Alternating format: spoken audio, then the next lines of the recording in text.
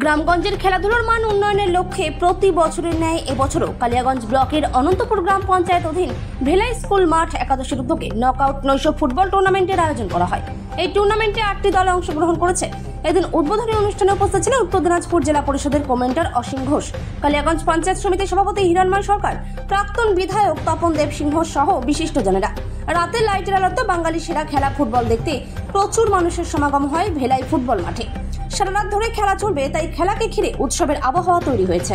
আজ ভেলাই একাদশ ক্লাবের উদ্যোগে যে 8 টিমের রাত্রিব্যাপী যে খেলার আয়োজন করেছে, এই খেলা মঞ্চ আলোকিত করে আছেন জেলা পরিষদের কমেন্টর অসীম ঘোষ মহাশয়, আছেন প্রাক্তন বিধায়ক তপন দেব সিং, আমাদের পুলিশ প্রশাসন থেকে আছেন জগৎ ঘোষ সাহেব, আছেন পঞ্চায়েত সমিতি মেম্বার অর্চনা।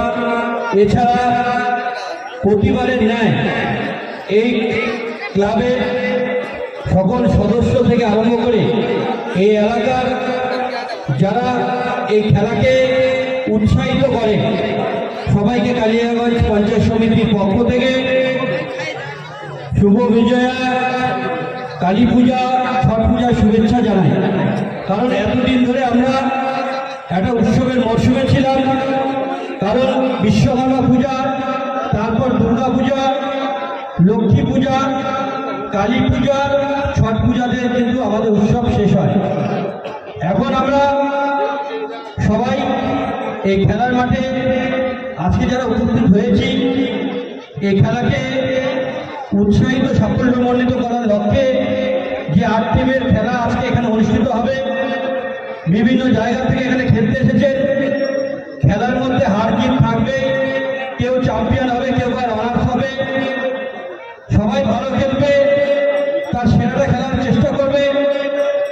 কারণ যে ক্লাবই চ্যাম্পিয়ন বা রানার্স হোক, আজকে তারা ভেলাইয়ের হয়ে খেলছে, আগামীতে তারা জেলার হয়ে খেলবে বা রাজ্যের হয়ে খেলবে। তাদের প্রতি আমার শুভেচ্ছা রইল।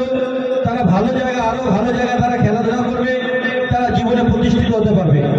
কারণ আমরা গার্জিয়ানরা সাধারণত বাচ্চাদের লেখাপড়ার প্রতি আকৃষ্ট বেশি করি, কারণ পড়াশোনা করে যেমন জীবনে প্রতিষ্ঠিত হওয়া যায়, খেলাধুলা করে জীবনে প্রতিষ্ঠিত হওয়া যায়। সেই রকমই ভেলাই এই একাদশ ক্লাবের উদ্যোগে যে খেলা আজকে আয়োজন হয়েছে, বিগত দিন ধরে খেলা হচ্ছে। কারণ ভেলাই এমন একটা জায়গা, এখানে সারা বছর ধরে মানুষকে উৎসাহিত করে থাকে খেলাধুলার মাধ্যমে। কিছুদিন আগে একটা ফুটবল খেলা হলো, আবার এবার ফুটবল খেলা হচ্ছে, এবং ফুটবল খেলাতে এত লোকের সমাগম হয়, খুব ভালো লাগে। যা মানুষ, এখানকার মানুষরা সবাই ক্রীড়াপ্রেমী। যাই হোক, খেলাকে যেমন সুস্থতাভাবে ক্লাবের যেমন দায়িত্ব, সঙ্গে সঙ্গে যারা ক্রীড়াপ্রেমী আছে, যারা খেলা দেখতে আসেন, আপনাদেরও দায়িত্ব যাতে সুষ্ঠুভাবে খেলাটা পরিচালনা করতে পারে, যাতে সবাই আনন্দ করতে পারে, নিজেরাও যেমন আনন্দ